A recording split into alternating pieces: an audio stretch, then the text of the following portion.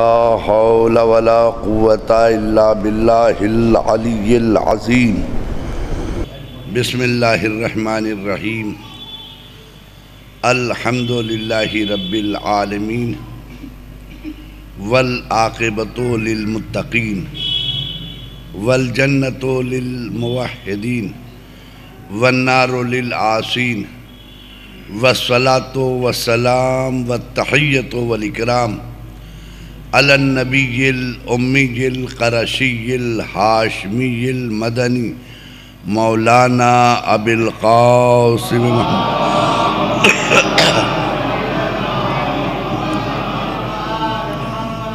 وآله الطيبين الطاهرين المعصومين المنتجبين ولعنة الله على أعدائهم وقتلتهم وغاصب حقوقهم ومنكر فضائلهم من ليلنا هذا إلى يوم الدين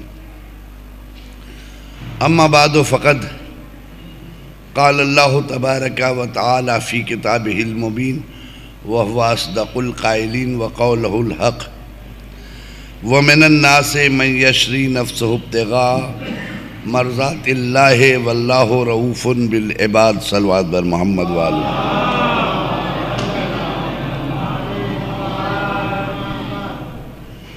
عزیزان محترم، میرے دوستو، میرے عزیزو، فرش عزائے حسینی پہ بیٹھنے والوں، جس آیت کریمہ کی ہم نے تلاوت کی،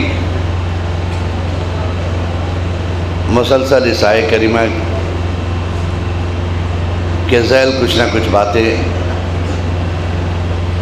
آپ لوگوں کی خدمت میں رکھ رہا ہوں. آج اسی سلسلے کی نویں کڑی ہے.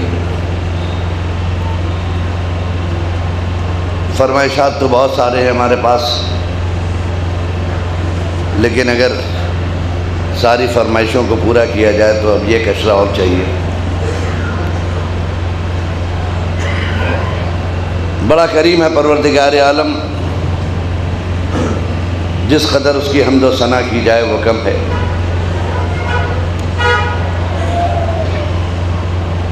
وہ اپنے بندوں سے بہت زیادہ لگاؤ رکھتا ہے.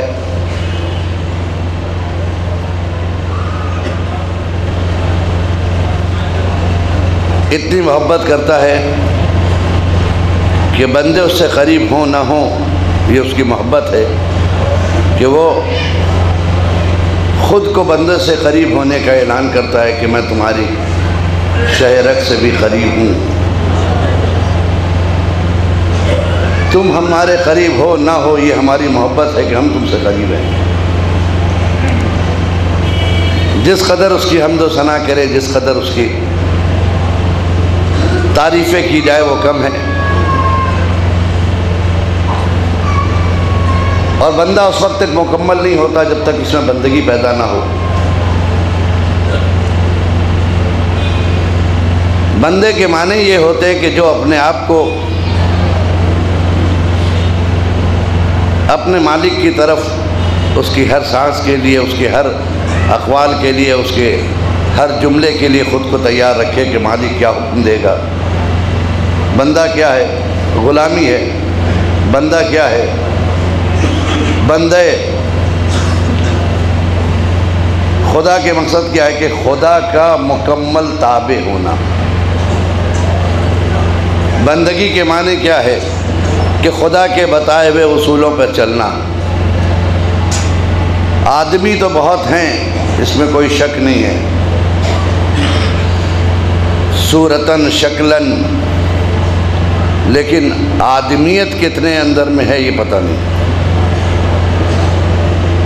ابن آدم ہونا اور ہے، آدمیت کا ہونا اور. اگر آدمیت پیدا ہو جائے تو یہی انسان ہر شے سے بلند ہو جاتا ہے، اور آدمیت ختم ہو جائے تو جانور سے بدتر ہوتا ہے.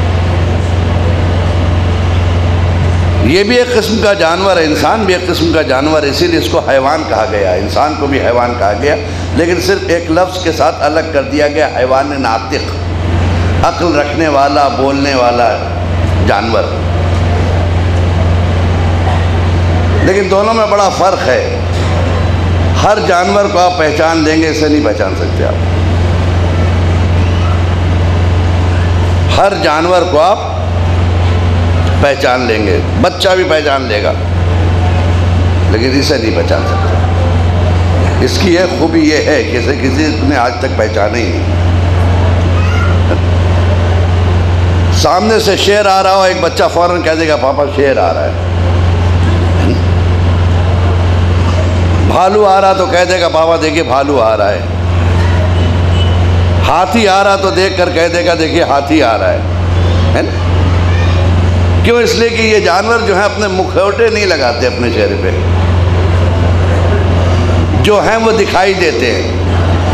اس کے برعکس اگر ایک انسان آ رہا، آپ نہیں کہہ سکتے کہ مومن آ رہا ہے، کہ منافق آ رہا ہے، کہ کافر آ رہا ہے۔ ایک صلوات پڑھیں نا محمد وآل محمد میں۔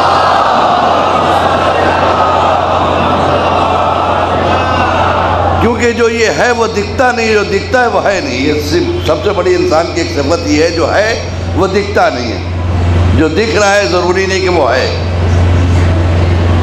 نا؟ اسلام اسی سدھار کے نام کا ہے کہ جو تم دکھ رہے وہ ہونا چاہیے تم میں، جو ہو وہ دکھائی دو۔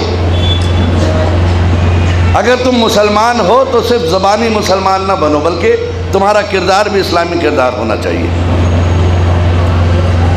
تمہیں دیکھنے کے بعد لوگ یہ نہ سوچے کہ کلمہ تو مسلمان کا پڑھتا ہے، اسلام کا پڑھتا ہے، لیکن کردار یزید سے بدتر ہے۔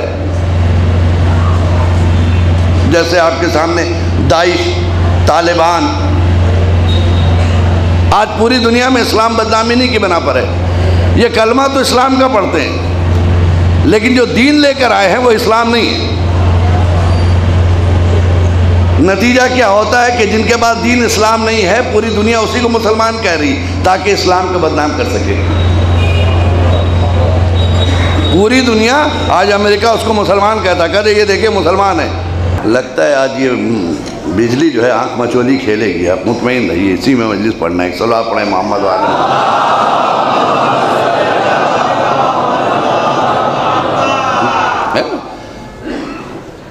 بچوں کا قتل عام کر دیتے ہیں، جو ہمیں نہیں مانے گا اسے، جو ہماری بات نہیں سنے گا اسے یہیں قتل کر دیں گے۔ جی ان کا دین یہ ہے کہ جتنے مسلمان کو مارو گے اتنے بڑے جنتی ہو۔ کافر کو نہیں مارتے ہو؟ آپ نے سنا کسی کافر کو مارا انہوں نے؟ عراق میں کافر کو مارتے ہیں، شام میں کافر کو مار رہے ہیں؟ نہیں مار رہے نا۔ افغان میں وہ کافر کو مار رہے ہیں، پاکستان میں بلاسٹ ہوتا ہے وہ کافر مرتا ہے؟ نہیں مرتا۔ ان کے ذہن میں ہے کہ جتنے بھی آل محمد کے چاہنے والے ان کو مار دو تو تم سب سے بڑے جنتی ہو، جی، اور غازی بھی ہو اور اللہ کے اجر بھی ہے۔ یہ ان کے ذہن میں کہتے ہیں کہ ایک بلاسٹ میں ایک داعش کا آدمی مرا نہیں، اس کے ذہن میں تھا کہ مرتے ہی یہ بتایا مرو گے ادھر حوریں تمہارے پاس گھیر لیں گی تم کو آ کے، تم جنت میں ہوگے۔ اچھا وہ سمجھا کہ میں مر گیا، بلاسٹ میں بچ گیا، بلاسٹ ہوا وہ بچ گیا کسی طرح سے، اس کو ہاسپیٹل لے جایا گیا،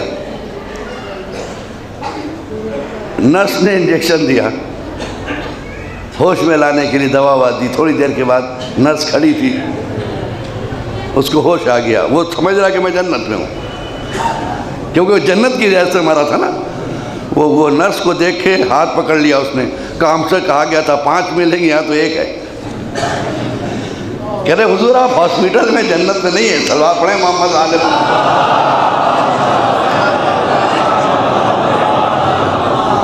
کیا یہ مکمل، معاف کیجئے، یہ مکمل ایک سازش ہے کہ اسلامی لباس پہنا دو کفر کو، دیکھنے میں مسلمان رہے اور ہم اس مسلمان کے ذریعے سے اسلام کا خاتمہ کریں۔ ایک مکمل سازش چل رہی ہے، مکمل سازش چل رہی ہے۔ اللہ اسے بچا کے رکھے۔ یقین مانیے اس طرح سے ایسی یہ سازش ہے کہ جس سازش کے بارے میں صرف مسلمان ہی محسوس کر سکتا ہے۔ جب تک مسلمان متحد نہیں ہوگا، اتحاد مسلمانوں میں پیدا نہیں ہوگا، تب تک یہ لوگ بے نقاب نہیں ہوں گے۔ ایک ہی راستہ ہے کہ مسلمان متحد ہو جائے. جب آپس میں اتحاد، یہی وجہ تھی کہ اللہ کے رسول نے سب سے پہلے اتحاد پیدا کرایا ہمارے درمیان میں. ٹھیک، اسی لیے مہاجر کو انصار کے ساتھ بھائی کا رشتہ لگایا تاکہ اختلاف پیدا نہ ہو. اس کا مطلب ہے تعصب لسانی بھی ہوتی ہے، علاقائی تعصب بھی ہوتا ہے. جو ہجرت کر کے آئے تھے وہ الگ تھے، جو وہاں موجود تھے وہ انصار تھے. تعصب پیدا ہو گیا، رسول نے محسوس کر لیا، کہا دونوں کو ملوا دو، بھائی بنا دو ایک دوسرے کا. تو جس طرح سے انصار اور آپ کے مہاجر ملے تھے، آج ضرورت ہے کہ مسلمان کا ہر سچا گروہ آپس میں مل جائے. جی، اور جب تک اس سے نہیں ملیں گے تب تک ابر قدرت سے آپ مقابلہ نہیں کر سکتے. سمجھے؟ سب سے پہلے اپنے اندر کردار ہم پیدا کریں. جی، اللہ کے رسول نے دیکھیے، جب تک یہ مسلمان بکھرے ہوئے تھے تب تک اسلام کامل نہیں ہوا. علاقے میں تھے، ادھر تھے ادھر تھے. اسلام کب کامل ہوا؟ حجۃ الوداع میں. رسول آخری حج کر کے لوٹ رہے ہیں، جس کو آپ غدیر کہتے ہیں.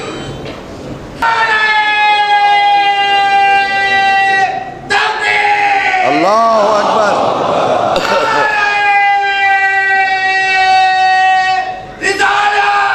یا رسول اللہ.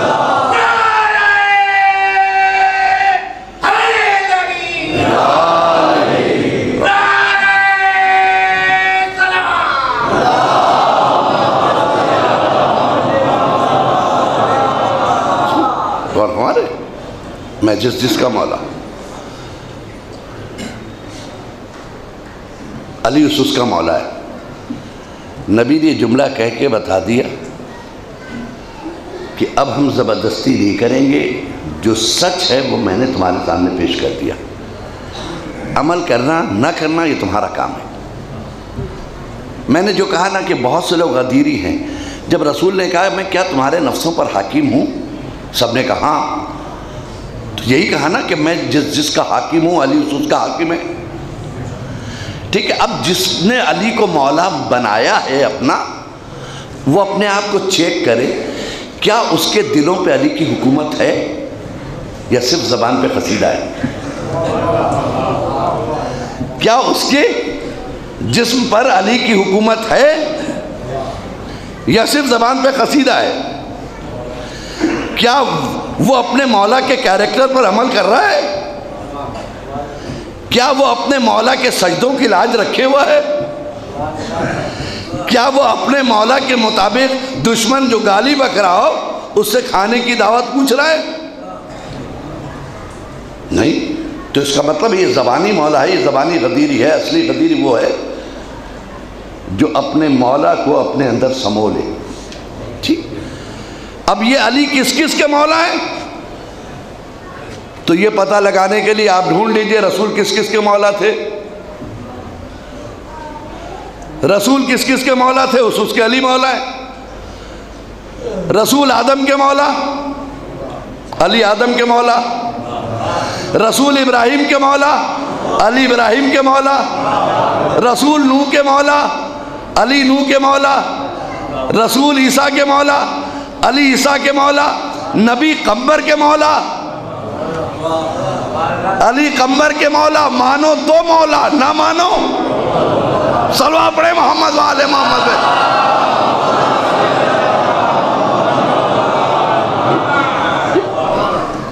مانو تو مولا، نہ مانو تو مولا. ایسا نہیں ہے، وہ مولا ہے. آپ تسلیم کریں تب بھی ہے، نہ کریں تب بھی ہے. یہ دشمنوں کے بیچ میں بھی بیٹھے تو مولا دکھائی دیتے ہیں. نگاہیں چاہیے ان کو پہچاننے کے لیے. ٹھیک، نگاہیں چاہیے. جن کی نگاہیں نہیں تھی، تاریخ نے لکھا کہ جب رسول اعلان کر کے واپس آئے تو ایک کا بغض باہر نکل آیا. سورہ منافقون سامنے آ گیا، جس کو حارث ابن نعمان فہری کہتے ہیں. اس نے کہا یا رسول اللہ آپ نے نماز پہنچائی، ہم نے مانا کہ نہیں؟ کہا مانا. روزہ پہنچایا مانا، ہاں، حج پہنچایا ہم نے حج تسلیم کر لیا، کہاں؟ زکوٰۃ نکلوائی ہم نے نکالا، کہاں نکالا؟ کہا سب کچھ ہے، اس کے بعد بھی آپ کو صبر نہیں ہوا؟ آخر جاتے جاتے اپنے بھائی کو ہمارے سر پہ مسلط کر کے جا رہے ہو۔ دیکھیے وہ اندر کا بغض ہے، وہ نفاق ہے جو باہر نکل آیا۔ کہا یا رسول اللہ آپ سنیے، میں اپنی کیفیت بتا رہا ہوں، اگر یہ اعلان آپ نے کیا ہے اپنی طرف سے تو عذاب آپ پر آئے۔ عجیب منظر ہے، مجمع گھیرے کھڑا ہے، یہ ہو کیا رہا ہے؟ رسول سے اس طرح کی توہین آمیز گفتگو، اور اگر اللہ کی طرف سے اعلان ہوا ہے تو عذاب مجھ پر آئے۔ تاریخ نے لکھا آسمان سے ایک پتھر چلا، صلوات پڑھیں نا محمد آل محمد پہ۔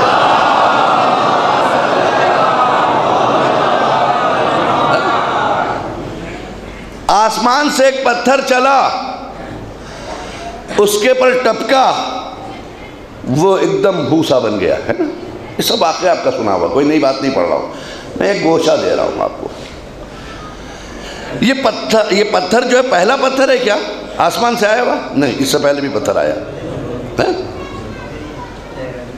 بارش ہوئی ہے پتھر کی ابابیل کے دور میں، جب ابرہا حملہ کرنے آیا تھا، خانہ کعبہ کو گھیر لیا تھا اس نے۔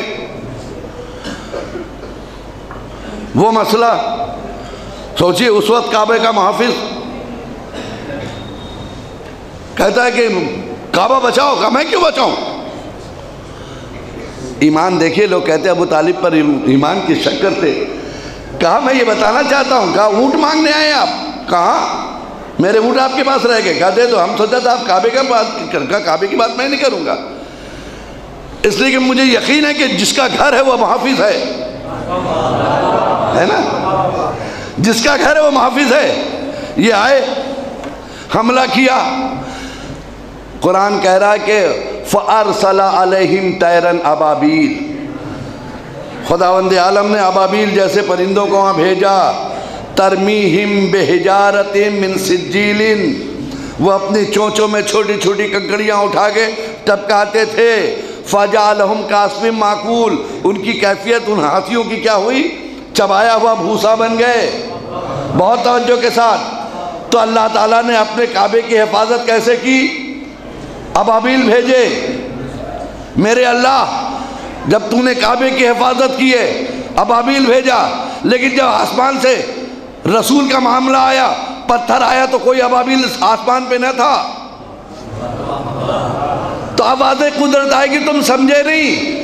جب کعبے کی حفاظت کا معاملہ آتا ہے تو ابابیل بھیجتا ہوں، مولود کعبہ کا معاملہ آتا ہے یا لفظیں بدل دوں، کعبے کے دشمن سے آپ کو ابابیل سے مار کھلوایا، علی کے دشمن سے میں خود لڑتا ہوں۔ صلوات پڑھیں محمد و آل محمد پہ۔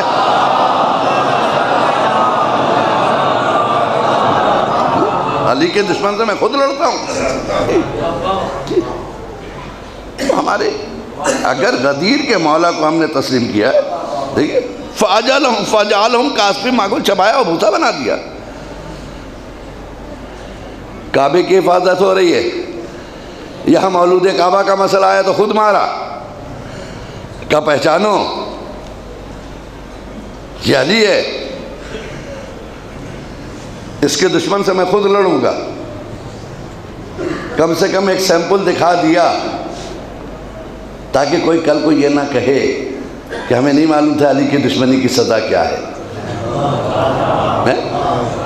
تاریخ کے پنوں میں موجود ہے نا، کل کا مسلمان یہ نہ کہے کہ ہمیں نہیں معلوم علی کی اتنی عظمت تھی۔ بتا دیا علی کی یہ عظمت ہے، سن لو۔ یہ تو چبایا بھوسا یہاں ہے، محشر والا عذاب نہیں ابھی۔ یہ جب دنیا میں اتنے چہرے بگڑ جا رہے ہیں دشمنی سے، اب سوال یہ نہیں کہ مولا سب کے کام آئیں گے۔ مولا کا کون ہے؟ کس نے اپنے مولا کو حاکم مانا ہے؟ کس نے غدیر کا مولا مانا ہے؟ ہمارا کردار ابھی کیا ہے؟ کیا واقعی ہم علی کی حکومت ہمارے اوپر ہے؟ قصیدوں سے یہ نہیں پتہ چلے گا کہ ہم علی کے چاہنے والے ہیں، قصیدوں سے یہ نہیں پتہ چلے گا قصیدہ تو ہمارے پنڈت جی بھی کہہ لیتے ہیں ٹھیک، مولا کے فضائل میں بہت ساروں نے کہا ہے قصیدہ، لیکن قصیدے سے آپ کی کیریکٹر کا پتہ نہیں چل رہا، قصیدے سے صرف اتنا پتہ چلے گا کہ مولا اچھے ہیں. مولا اچھے ہیں یہ قصیدہ بتا رہا ہے، آپ اچھے ہیں اس قصیدے سے نہیں پتہ چل رہا ہے. آپ کب پتہ چلے گا آپ اچھے ہیں؟ جب آپ اس کردار کو اپنے یہاں جگہ دیجئے. ٹھیک ہے، صرف زبانی نہیں ہوگا کہ مسجد میں پہنچ جائیے، پہنچنے کے بعد سر جھکا کے آپ دیکھتے ہیں نماز ختم ہوتا ہے. زیادہ تر جگہوں پہ آپ دیکھیے گا یا صاحب الزمان یا ابن الحسن العسکری عجل علی ظہورک، بلا رہے بارے امام کو، ڈرتے نہیں بلا رہے. بتائیے، نہیں سوچتے آ جائیں گے تو کیا ہوگا؟ وہاں تو ٹائملی ہر کام ہوگا نا. وہ بلا رہا جو مجلس میں بھی رائٹ ٹائم نہیں پہنچتا ہے.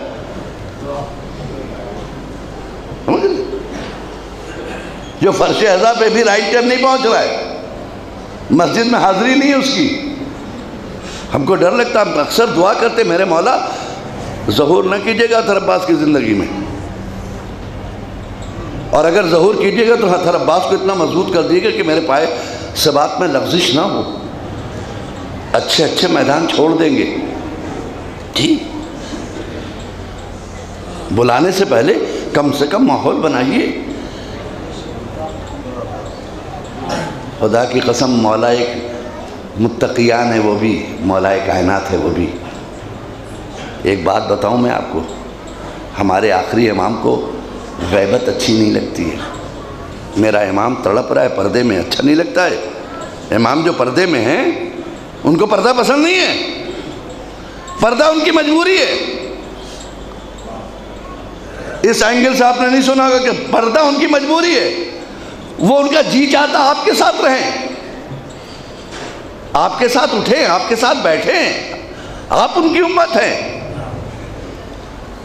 ان کا دل نہیں پردے میں لگتا ہے. پوچھئے گا کیا دلیل ہے؟ میں دلیل دیتا ہوں. کسی نے پوچھا مولا آپ کے چاہنے والوں کی پہچان؟ کہ میرے ظہور کی دعا کرتا ہے. یہ دعا کے لیے کہنا بتا رہا کہ میرا مولا آنا چاہتا ہے. میری تعجیل کے لیے دعا کرو، میرے ظہور کے لیے دعا کرو. اس کا مطلب مولا وہاں نہیں رہنا چاہتے، آنا چاہتے. پھر آ کیوں نہیں رہے؟ ہم اس لائق نہیں ہوئے کہ ہم قابل اعتبار نہیں ہیں. وہ ٹھیک ہے، مثال دے دوں. امام کو بلانے سے پہلے آج ضرورت ہے. آج ضرورت ہے کس بات کی بتائیں آپ کو؟ آپ کے یہاں کوئی مولانا کبھی کبھی ہوتا ہے، کئی معاشرہ چل رہا تو لوگ اکثر دعوت رکھ لیتے ہیں مولانا کی، ہوتا ہے نا. یہ اکثر معلوم ہے ان کے عاشرے میں 3 دن ان کے یہاں، 1 دن ان کے یہاں، 2 دن کا، 3-4 دن بانی مجلس کو کہہ دیتے مولانا آج وہاں چلنا ہے کھانے کے لیے. ہوتا ہے نا اکثر، میں ہی کہ 1-2 جگہ کھا لیتے ہم. ٹھیک ہے، تو جب کبھی آپ، یا اگر مولانا نہیں ہوتے تو اکثر کیا ہوتا ہے کہ گاؤں ہی کے مولانا کو چلیے، یہیں کے ان کو بھی دعوت دی جاتی ہے. نہیں مولانا تو ہمارے مولانا کو بلائیے بھائی، ایک دن دعوت کی جائے. لیکن جب دعوت کرتے تو ہم نے آپ میں ایک ادا دیکھی ہے. کیا ہے؟ مولانا کو دعوت بعد میں کرتے. مولانا آپ کو فلاں دن میرے گھر آنا ہے، یہ بول کے آپ چلے جاتے ہیں. جانے کے بعد پہلی ڈیوٹی آپ کی کیا ہوتی ہے؟ کس کمرے میں مولانا بیٹھیں گے پہلے یہ طے کرو، ہے نا. ہاں اس بیٹھک میں بٹھا دیجئے، بیٹھک میں بٹھا دیجئے. یہ تصویر جو لگا رکھی تم نے، مولانا کیا کہیں گے؟ اتارو، ہے نا. اس تصویر کو اتارو، مولانا آ رہے ہیں. کیا کہیں گے؟ فلم اسٹار کی تصویر لگا دی ہے اس پہ، اور کچھ نہیں ملا، جلدی ہٹاؤ. ہٹا دیا. اور کہیں یہاں کہ مصلی رکھ دو، کبھی بولے 2 رکعت نماز پڑھنا ہے تو مصلی بھی. باتھ روم کو دیکھ لو، کہیں بولیں گے استنجا لگا، معلوم گندا ہے، 2-4 بالٹی بھی ڈال آتے ہیں. دیکھیں سب کہہ رہے، اس سے پہلے نہیں کرتے تھے آپ. ٹھیک ہے، کمرہ صاف ستھرا، چادر بدلو، بو آ رہی ہے اس پہ، سینٹ وینٹ ہے تو مار دو، مولانا آ رہے ہیں. تسبیح لٹکا دی گئی، جانماز رکھ دی گئی، تصویریں ہٹا دی گئی. یعنی تھوڑی دیر کے لیے آپ نے ایک کمرے کو مذہبی بنا دیا. یعنی آپ خود، آپ کا دل، آپ کا کیریکٹر، آپ کا ضمیر کہتا ہے کہ جب اپنے مذہبی رہنما کو اپنے درمیان بلایا جاتا ہے تو اس جگہ کو مذہبی بنایا جاتا ہے. پہلے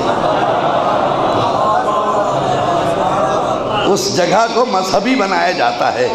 میں یہی کہنا چاہتا ہوں کہ ہم اپنے امام کو بلا رہے ہیں، کائنات کے امام کو. کیا ہم نے اپنے محلے سدھار لیے ہیں؟ صلوات پڑھیں نا محمد و آل محمد پہ.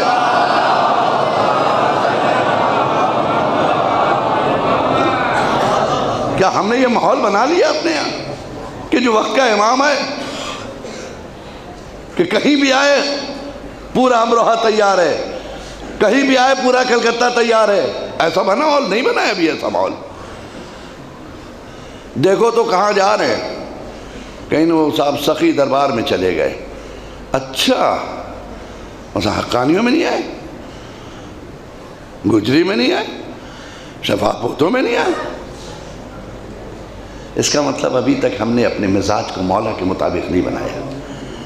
اپنے مزاج کا مولا ڈھونڈ رہا ہوں کہ وہ کرے جو ہمارا جی چاہتا ہے، ہمارا محلہ چاہتا ہے.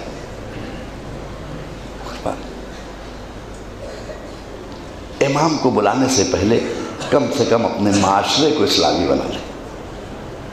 بہت ضروری، خدا کی قسم بہت سخت جملے ضرور کہہ رہا ہوں میں، بہت ضروری ہے. میرا امام روتا ہے آپ کے پاس آنے کے لیے، کہتا ہے دعا کرو، لیکن ہم دعا تو کر رہے ہیں لیکن ماحول نہیں بنا رہے.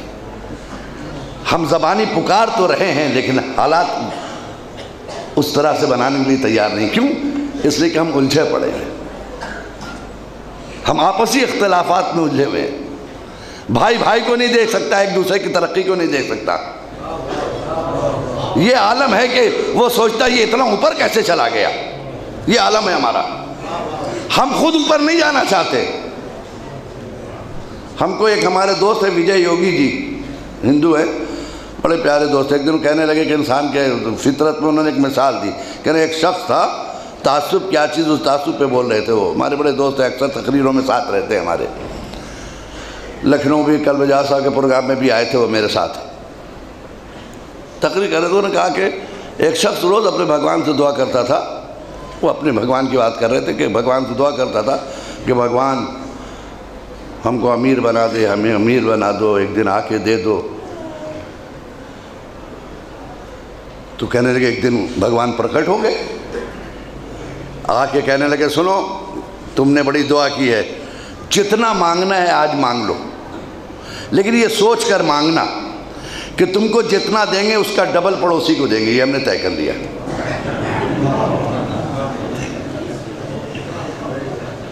یہ تو پڑوسی کے اگینسٹ میں تو دعا کر رہا تھا کہ امیر ہو جائیں، اور یہ آئے تو کہہ رہے کہ جتنا مانگو گے اس کا، اگر 1,00,000 مانگو گے 2,00,000 میں اس کو دے کے جاؤں گا. تو اس نے کہا کہ جتنا بھی مانگو اس کا ڈبل. کہہ رہے ہاں. تو کہا پھر اپنی زبان پہ باقی رہیے گا، جتنا بھی ہوگا اس کا ڈبل ادھر ہوگا نا. کہہ رہے ہاں. کہہ رہے ایک کام کیجیے، میری ایک آنکھ پھوڑ دیجیے. آپ سمجھے؟ یعنی وہ پڑوسی کا بھلا نہیں چاہتا، اس کی 2 پھوڑوا دے، اپنی ایک اس لیے پھوڑا رہا اس کی 2 پھوٹ جائے. ایک صلوات پڑھیں محمد و آل محمد پہ.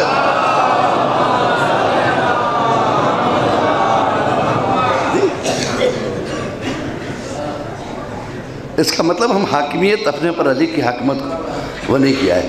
جب تک ہم تعصب کی دنیا سے، حسد کی دنیا سے باہر نہیں نکلیں گے تب تک اسلام آپ کا گروتھ نہیں کرے گا، اسلام میں نشو و نمو پیدا نہیں ہوگی. سب سے پہلے تعصب کی اس چلن کو نکال کے پھینک دیجیے اندر سے. اللہ کے لیے جیے اور اللہ کے لیے مرنے کی سوچیے. نہ کسی کے امیر ہونے سے آپ غریب ہو جاتے ہیں، نہ کسی کے غریب ہونے سے آپ غریب ہو جاتے ہیں. آپ یہ دیکھیے کہ آپ کیا ہیں. کسی کی لمبی لکیر کو مٹانے کی کوشش مت کیجیے، بلکہ اس کے پاس اس سے لمبی ایک لکیر کھینچ کر بتائیے کہ تم یہاں تک پہنچ سکتے تو ہم یہاں جا سکتے ہیں. جی جی عرفان ہے. ہم تعصب سے الگ ہوں، ہم غیبت سے الگ ہوں. ہمیں ذرا سی فرصت ملتی ہے ہم غیبت کی طرف مڑ جاتے ہیں. ذرا سی فرصت بھی نہیں۔ غیبت پہلے عورتوں میں تھی، اب مردوں میں آ گئی ہے۔ پہلے وہ فرصت میں بیٹھ کے غیبت یہ کرتے ہیں، جہاں بیٹھیں گے حقے چل رہے صاحب، غیبت چلی، ان کا کیا حال ہے، ان کا کیا حال ہے، دیکھیے گا بڑے بڑے گھروں میں یہ معلوم پوری محفل غیبتوں کی جمی ہوئی، صاحب حقہ بھی چل رہا، غیبت ہے، ان کا کیا ہوا، ان کا کیس خراب ہو گیا، ہو نہیں تھا، لیجیے صاحب کیس اس کا خراب ہوا، یہ خوش ہو رہے ہیں یہاں بیٹھ کے، ہوتا ہے غیبت، چغل خوری ادھر کی ادھر، ان کی برائی ان کو بیان کرنا، بہت سی کی عادت ہوتی ہے۔ ایک صاحب کہتے ہیں اتنے پرفیکٹ، وہ بہت مضبوط آدمی تھے، وہ غیبت کرتے تھے اس انداز میں کہ جب کسی کے پاس جاتے تھے کہ سنیے ایک بات کہوں، صرف آپ سے کہہ رہا ہوں، اور یہ کہہ کے اس کو ساری بات کہتے تھے، اس کے بعد پورے محلے میں یہی کہتے تھے، سب کو معلوم ہے کوئی نام ان کا نہیں لیتا تھا، کیونکہ یہ کہتے تھے صرف آپ کو بیان کیا اور کسی سے نہیں کہا ہے۔ ایک دن کھل گئی بات تو کرنے کے کہیں ایسا تو نہیں کہ جس نے آپ سے کہا ہے اس نے شرط لگائی ہے، کہاں میں تو یہ شرط لگائی، میں نام نہیں بتاؤں گا۔ رحمان غیبت یقین مانیے علاقوں کو تباہ کر دیتی ہے، ایمان کو تباہ کر دیتی ہے، جہنم کا ایک راستہ ہے غیبت، بہت سخت سزا ہے غیبت کی۔ ایک چغل خور جناب موسیٰ علیہ السلام کے دور میں رہتا تھا، صلوات پڑھیں محمد آل محمد۔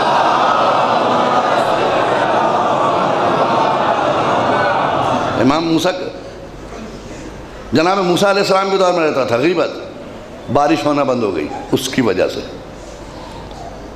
قحط پڑنے لگا، لوگ رونے لگے، سب لوگوں نے سمجھایا جناب موسیٰ کو بھائی جا کے آپ پہاڑ پہ پتہ لگائیے کیا ہے، کیا چکر، آپ تو بات کرتے ہیں، اللہ سے پوچھئے وہ ہم سے کیا چاہتا ہے۔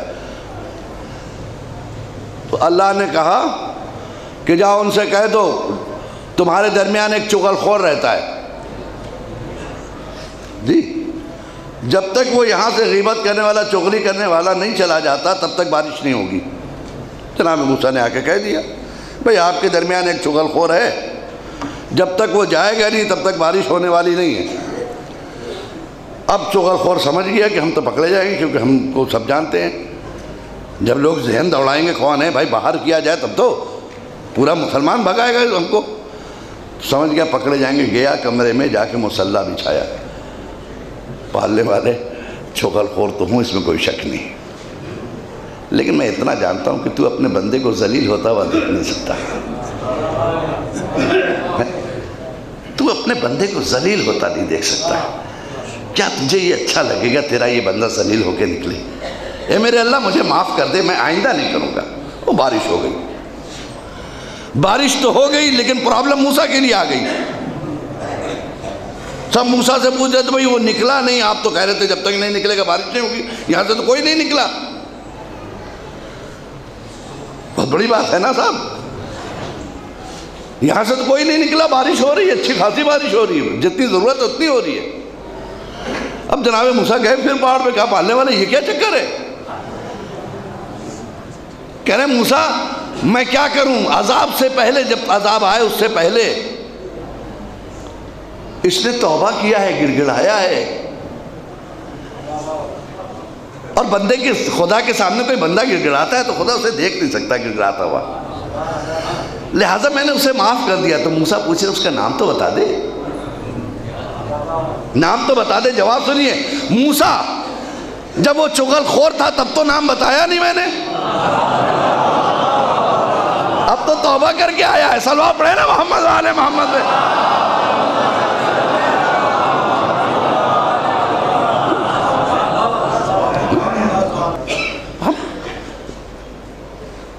اگر سچے مومن ہیں تو ہمیں اپنے معاشرے میں ایمان کو جگہ دینی ہوگی، اگر غدیری ہے تو ہمارے معاشرے میں غدیر آنا ہوگا، اگر مولا کے چاہنے والے ہیں تو غلامی کا شرف حاصل کرنے کے لیے پروف کرنا ہوگا کہ آپ مولا کے غلام ہیں۔ ایک غلام مولا کا تھا ایران میں، میں کبھی سوچتا تھا کہ مولا، میں نے کتابوں میں یہ پڑھا ہے کہ جب آپ آئیے گا تو 40 آپ کے پاس ذوالفقار ہوگی، ذوالفقار سے آپ جنگ کریں گے، جس کا معجزہ یہ کہ 40 گز دور تک کی مار کرتی ہے وہ، لیکن مولا ہم کیا بتائیں، پرابلم یہ ہے کہ یہ ہم واقعہ کسی کے سامنے پڑھتے نہیں، کہنے کیوں؟ اس لیے کہ آپ کے پاس جو ذوالفقار ہے وہ اس دور میں فیل ہے، اس لیے کہ آج ایٹونومک دور ہے، آج انسان بٹن دباتا ہے تو ایک ملک ختم ہو جائے گا، آج میزائل کا زمانہ ہے، آج راکٹ کا زمانہ ہے۔ ہم کیسے مانے مولا کہ آپ تلوار سے حکومت کریں گے؟ میں سوچتا تھا عزیزو، ہاؤ پاسبل، یہ سوچتا بھائی کمزور ہونا، ایمان کمزور ہے، ہاؤ پاسبل، کیسے ممکن ہے کہ وقت کا امام اس دور میں تلوار لے کے امریکہ کو جھکا دے، لندن کو جھکا دے، جرمن کو جھکا دے، سپر پاور کو سجدہ کرا دے، ہے نا؟ عقل میں بات نہیں آتی تھی، میں پریشان تھا، مولا میری مدد کیجئے، ہم آپ کی تلوار کے معجزے کو دیکھنا چاہتے ہیں، آپ کی حکومت ہوگی کیسے؟ ابھی میں یہ سوچ رہا تھا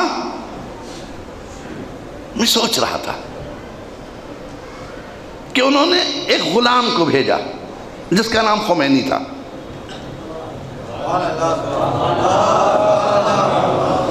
ایک اپنے غلام کو بھیجا، اپنے ایک نائب کو بھیجا، اپنے ایک ریپرزنٹیٹیو کو بھیجا، ایک نمائندے کو بھیجا۔ وہ پیرس میں قیدی کی زندگی گزار رہا تھا، دربدری کی زندگی گزار رہا تھا، اور یہاں شاہ، اس کے پاس اسلحے تھے، تلواریں تھیں، ٹینک تھا، فوجیں تھیں، میزائلز تھے، وہ نہتا تھا، اس کے ہاتھ میں صرف تسبیح تھی، پیرس میں بیٹھا تھا، لیکن جب اس نے دعاؤں کے لیے ہاتھ اٹھایا تو دعا کا اسلحہ چلا تو ادھر شاہ کو نہ اس کے میزائل بچا سکے، نہ اس کی فوجیں بتا چکی۔ پیرس میں بیٹھ کر اس نے شاہ کے تختے کو الٹ کر بتا دیا کہ جب ایک غلام پیرس میں بیٹھ کر ایک ملک کے تختے کو الٹ سکتا ہے تو جب اس کا آقا آئے گا تو کیا منزل ہوگی؟ صلوات پڑھیں محمد و آل محمد۔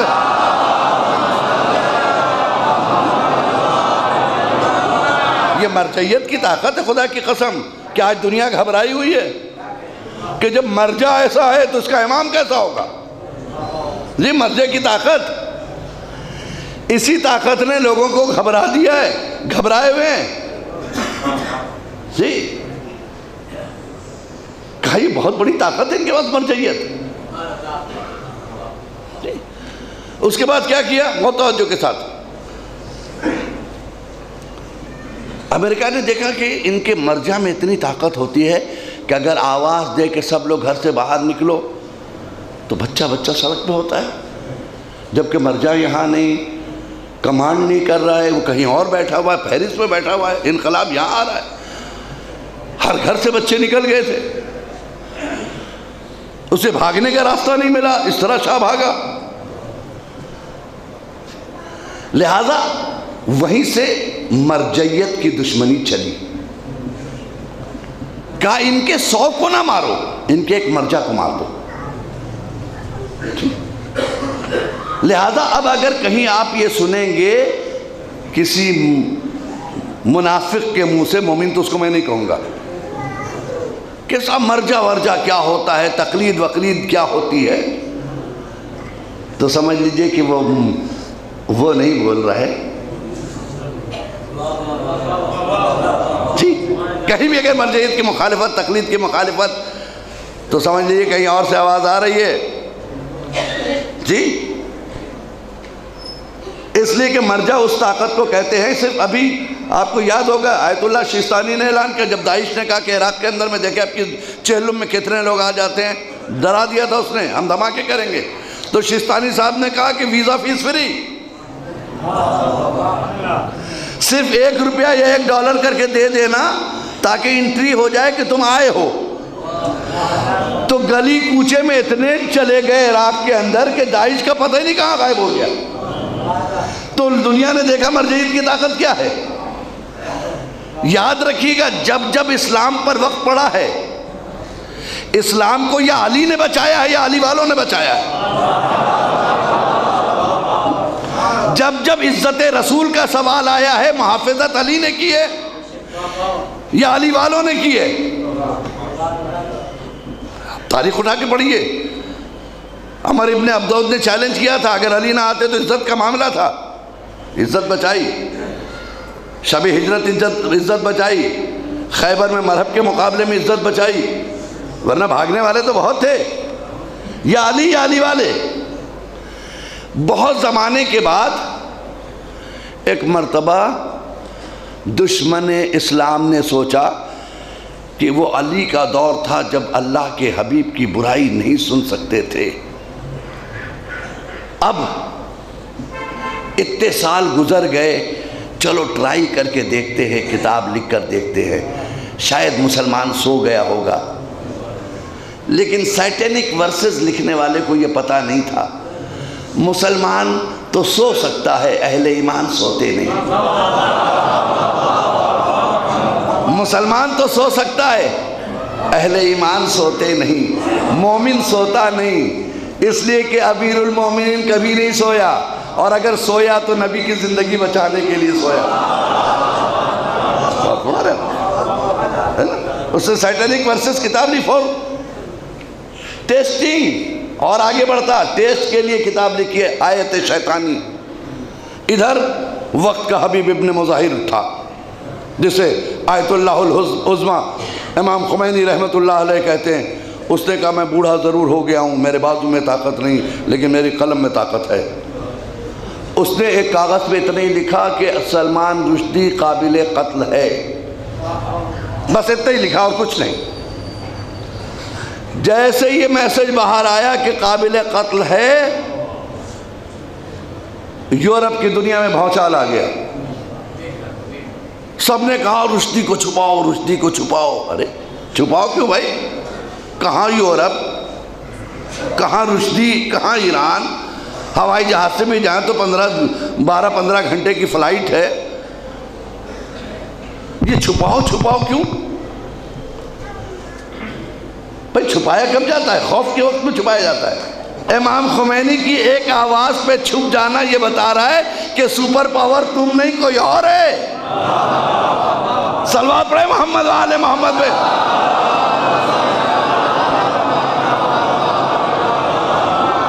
تم نہیں ہو، کوئی اور ہے سپر پاور.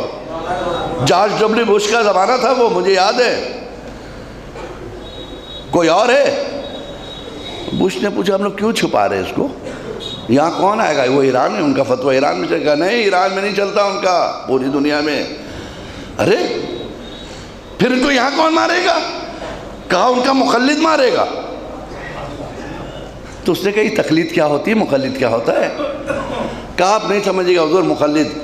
مقلد کا مطلب جو ان کے فالوور ہیں، جو ان کے بتائے ہوئے شریعت پہ چلتے ہیں، جو ان سے دین لیتے ہیں، جو ان سے اپنے مسائل کو حل کراتے ہیں، وہ ان کے مقلد ہوتے ہیں.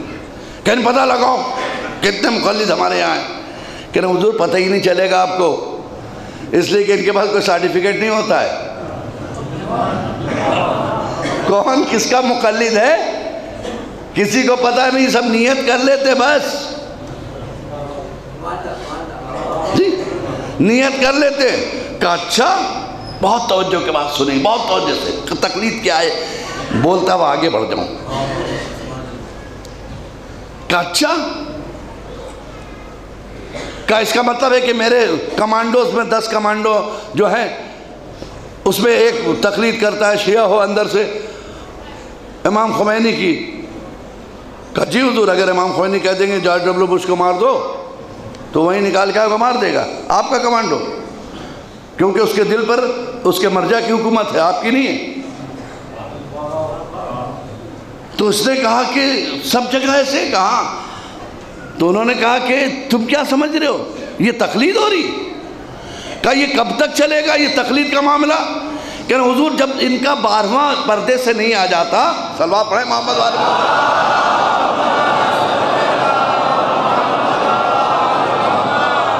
جب تک ان کا 12واں پردے سے نہیں آ جاتا تب تک یہ تقلید چلے گی. جس دن وہ آ جائیں گے یہ جتنے مقلدین کو لے کے ہر مرجع ان سے مل جائے گا جا کے. اچھا، تو اس نے کہا اس کا مطلب یہ ہے کہ تقلید نہیں ہو رہی ہے، پردے والے کے سولجرز تیار کیے جا رہے ہیں. اس کا مطلب ہے کہ جب وہ ظہور کریں گے، آواز دیں گے تو افریقہ کے جنگلوں سے نکلے گا، ہمارے شہروں سے نکلے گا، وائٹ ہاؤس سے نکلے گا، ہمیں پتہ نہیں، اور ان کی فوج تیار ہے۔ اب آپ سمجھ گئے تقلید نہیں بلکہ ہر مقلد امام زمانہ کا ایک فوجی ہے۔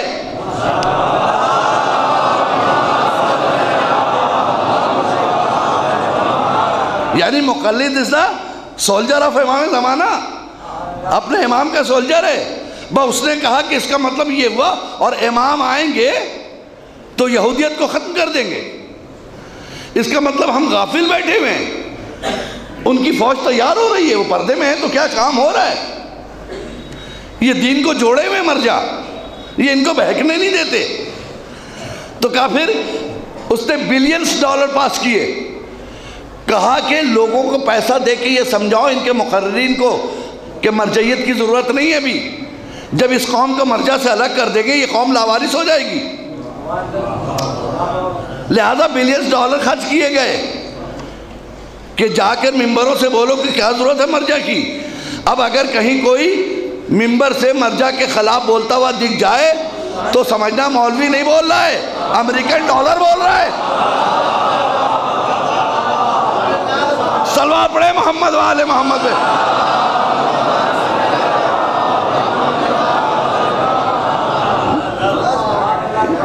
کہیں اگر ایسا ہو جائے سمجھ لینا یہ کسی یہودی کے ایجنٹ کا کام ہے، اس لیے کہ مرجع کے خلاف تھی۔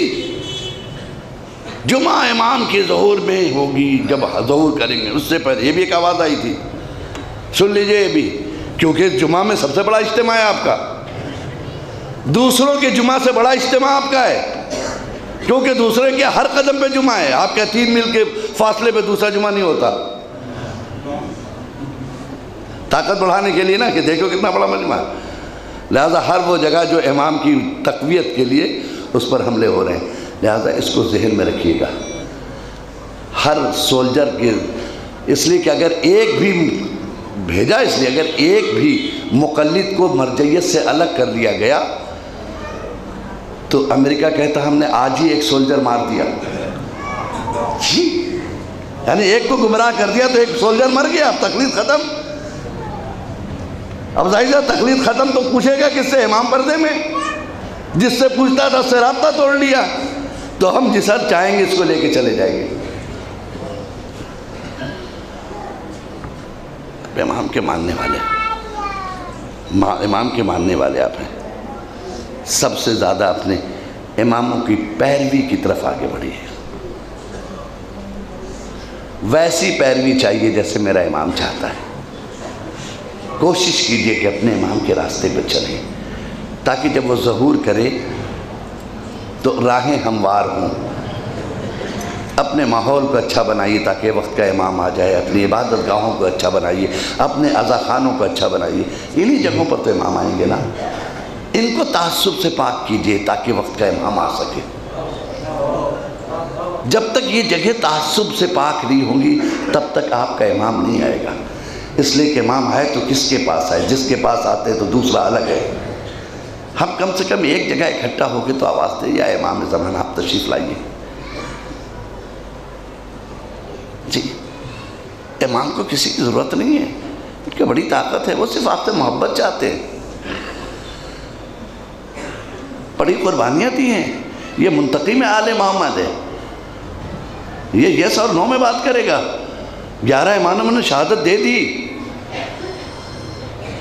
اسے بھوکا نہیں رہنا، اسے پیاسا نہیں، منتقم ہے۔ یہ وہ ہے کہ جو 1400 سال سے اپنے بابا پہ رو رہا، اپنے جد پہ رو رہا ہے، جو روتے روتے یہ کہہ رہا ہے کہ میرے جد کے اس جسم کو سلام، نہ گھوڑے کے زین پہ تھا نہ زمین پہ تھا، اس جسم کو میرے جد کے سلام۔ اور آپ بھی اس جد کے اس جسم پر روتے ہیں جو نہ گھوڑے کے زین پہ تھا نہ زمین پہ، یعنی تیروں پہ جو جسم معلق تھا۔ آپ سے زیادہ تو امام کسی سے پر امید نہیں ہوں گے نا، آپ ہی ہیں جو 12ویں امام جن کی نظر ہے آپ کے اوپر۔ یہی وجہ تھی امامت کیا ہے، اس کی عظمت زینب نے بتایا کربلا میں۔ جناب زینب نے اس کی عظمت بتائی ہے۔ کسی نے کہا کہ جلتے ہوئے خیمے میں زینب جاتی تھی اور آتی تھی۔ پوچھا کسی نے، بی بی کیا کوئی قیمتی چیز اندر رہ گئی ہے؟ آپ شعلوں کے درمیان چلی جا رہی ہیں، شعلوں کے درمیان آپ چلی جا رہی پھر آتی ہے۔ اچانک کیا دیکھا کہ ایک مرتبہ وہ بی بی کسی کو سہارا دے کر یا علی یا علی یا علی خیمے سے نکلی تو لوگوں نے دیکھا ایک بے ہوش بیمار ہے جسے لے کے آ رہے ہیں۔ یہ ہے وقت کا امام جس کی زینب نے حفاظت کی کربلا سے کوفہ، کوفے سے شام تک۔ ہمیں اپنی بچیوں کو سکینہ کا درس دینا چاہیے، اپنی بہنوں کو زینب کو درس دینا چاہیے کہ کنیزی سیکھے تو زینب سے، بچیاں کنیز بنے تو سکینہ کی کنیز۔ کربلا سے کوفہ، کوفے سے شام تک بیمار کو بچاتے ہوئے لے جا رہی ہیں۔ کیوں لے کے جا رہی ہے؟ اس لیے کہ یہی نشانی ہے، یہی ہادی ہے، یہی دین کا رہبر ہے، اسی سے نسل امامت چلے گی۔ زینب نے پوری طاقت خود تازیانے کھاتی تھی، کوشش کرتی تھی بیمار کو کوئی تازیانہ نہ مارے۔ زینب خود تازیانے کھا لیتی تھی، سکینہ کو نہیں لگنے دیتی تھی۔ ایک طرف بھائی کی امانت، اللہ اکبر، سکینہ کی بھی حفاظت، حسین کے بیٹے کی بھی حفاظت، حسین کی بیٹی کی بھی حفاظت۔ کتنا زخم زینب کو لگا تھا مجھے نہیں معلوم۔ عزیزوں میں سوچتا تھا کہ زینب کی پیٹھ پہ کتنے تازیانے لگے تھے، مجھے نہیں، لیکن اس کا اندازہ اتنے ہی لگے تھے تازیانے کہ زینب نے ایک فقرہ کہا تھا نا جب مدینے پہنچی تھی کہ سب کو ہٹاؤ، ہم نانا کو ایک نشانی دکھائیں گے۔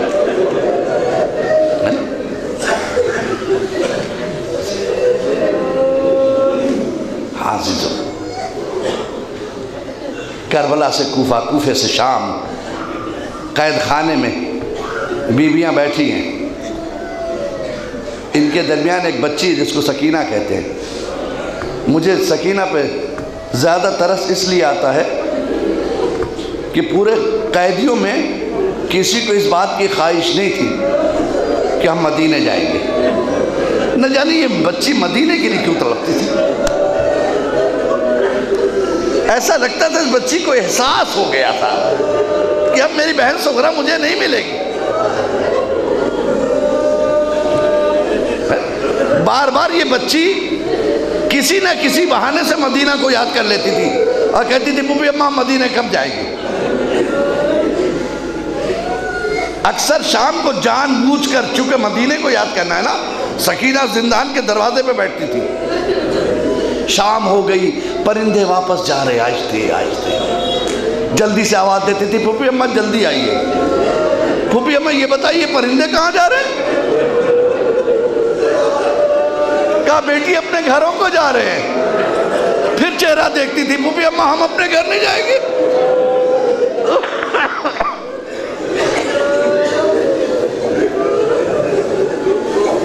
جزاک اللہ، جزاک اللہ، خدا ان آوازوں پہ رحمت نازل کرے۔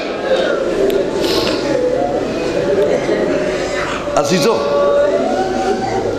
کیا سکینہ وطن گئی؟ نہیں ملتا مجھے۔ کیا سکینہ کو وطن نصیب ہوا؟ نہیں، بلکہ تاریخ نے لکھا ایک قیامت کی رات آئی، قیامت کی رات آئی ہے جب سکینہ چیخ کر اٹھی ہے نصف شب میں، ہائے بابا، ہائے بابا۔ اس طرح بلک کے سکینہ کو روتے نہیں دیکھا کسی نے۔ بیویوں نے سنبھالا، بیٹی خیریت تو ہے؟ کہا پھوپھی اماں ابھی میرا بابا آیا تھا، پھوپھی اماں میرے بابا نے مجھے گود میں لیا تھا، پھوپھی اماں میرا بابا کہاں چلا گیا؟ اللہ اکبر، بچی خواب سے اٹھی ہے، اتنے رونے کی آواز بلند ہوئی کہ قصر یزید سے ٹکرا گئی۔ یزید نے پوچھا کیا بات ہے، یہ آدھی رات کو بیویاں کیوں رو رہی ہیں؟ پتہ لگاؤ۔ پتہ لگایا، کسی نے آ کے کہا یزید سکینہ کے اس کے بابا یاد آ گئے. تو یہاں پر لوگ کہتے ہیں کہ یزید نے سر بھیجا تھا کہ لے جاؤ شاید تسلی ہو جائے دیکھ کر. میں کہتا نہیں یزید نہیں، تو تسلی کے لیے اس نے نہیں بھیجا تھا. اس ظالم نے تسلی کے لیے سر نہیں بھیجا تھا، اس لیے کہ تسلی کے لیے کسی بچی کے پاس سر نہیں بھیجا جاتا ہے. ہمارے یہاں کا دستور ہے اگر کوئی بزرگ مر جائے، اس کی کوئی چھوٹی بچی ہو تو لوگ کہتے ہیں اسے لے کے جاؤ، جب تک دفن نہ ہو جائے تو لے کے نہ آنا گھر میں، ہے نا؟ اس لیے کہ بچی بار بار پوچھے گی یہ مر گئے، یہ کہاں چلے گئے، سوال کرے گی نا. لہذا ہٹا دیا جاتا بچوں کو میت سے، اس لیے کہ بچے میت برداشت نہیں کر سکیں گے. اب آپ سوچئے جس بچی نے مکمل حسین کو دیکھا تھا، جب اس کے پاس کٹا ہوا سر آئے گا اس بچی پہ کیا گزرے گی؟ جیسے ہی سر آیا سید سجاد نے سنبھالا اپنے کو، السلام علیکہ یا ابا عبداللہ.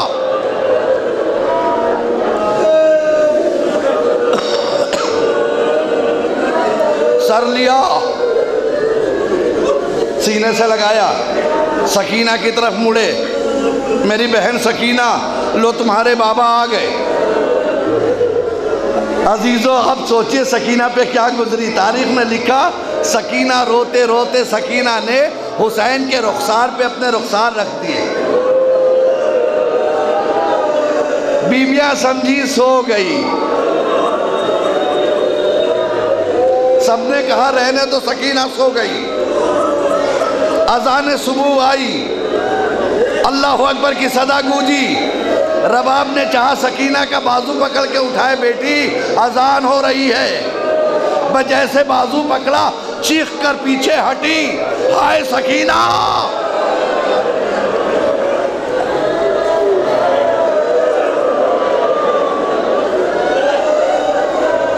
زینب گھبرا گئی، ام رباب خیریت تو ہے؟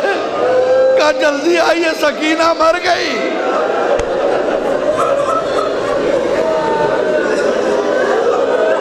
ہائے سکینہ مر گئی. جزاک اللہ جزاک اللہ جزاک اللہ خیر الجزا. خدا کبھی تمہیں غم نہ دے، کبھی کوئی مصیبت نہ دے. ہر مصیبت سے تم دور رہو. اگر کوئی غم ہو تو حسین ابن علی کا غم ہو، بس ہماری دعا.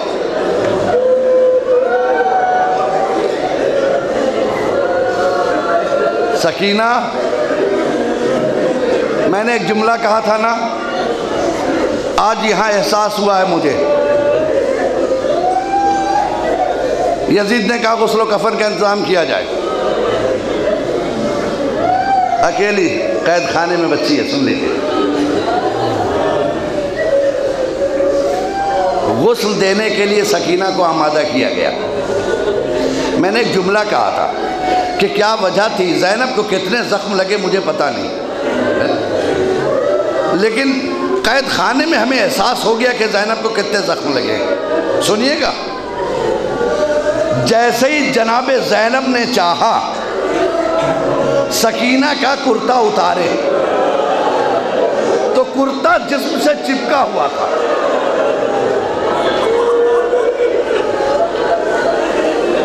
کرتا جسم سے چپکا، یعنی سکینہ کو اتنے تازیانے لگے تھے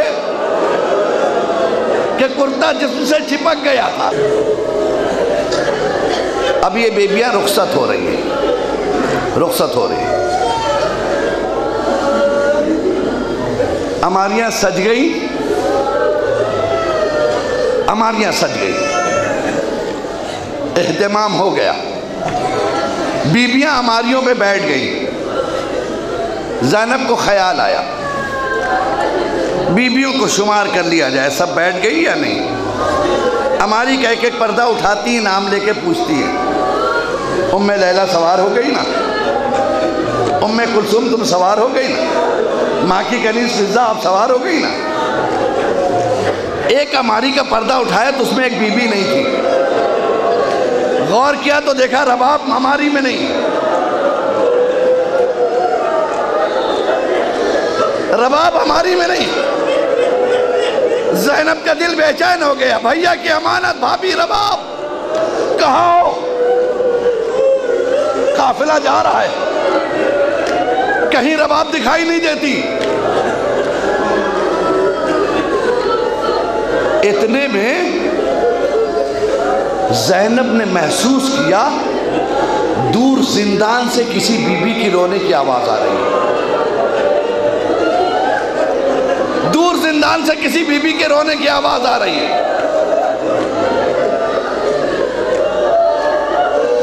دوڑی ہوئی زندان میں گئی، کیا دیکھا؟ ایک بی بی ہے جو قبر سکینہ سے لپٹی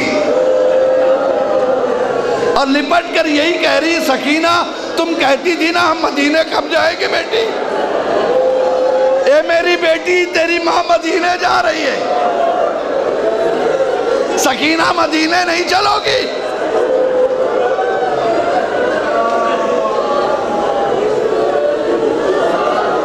سکینہ مدینے نہیں چلو گی؟ رباب، زینب آگے بڑھی، رباب بازو پکڑا، بھابھی رباب چلیے قافلہ تیار ہے۔ دل پھٹ جاتا ہے رباب کا جملہ سن کے، چہرہ دیکھا، دیکھ کر کہا شہزادی یہ بتائیے میں مدینے کیا کرنے جاؤں؟ میں مدینے کس کے پاس جاؤں؟ جب میں مدینے سے چلی تھی میرے پاس 2 امانتیں تھی، میرا اصغر کربلا میں سو گیا، میری سکینہ قید شام میں، اے زینب، ارے میری مانگ بھی اجڑ گئی، میری گود بھی اجڑ گئی، ارے رباب جائے تمہیں سیعلم الذین آمنوا۔ ہم کو ہے اپنی جان سے پیارا غم حسین۔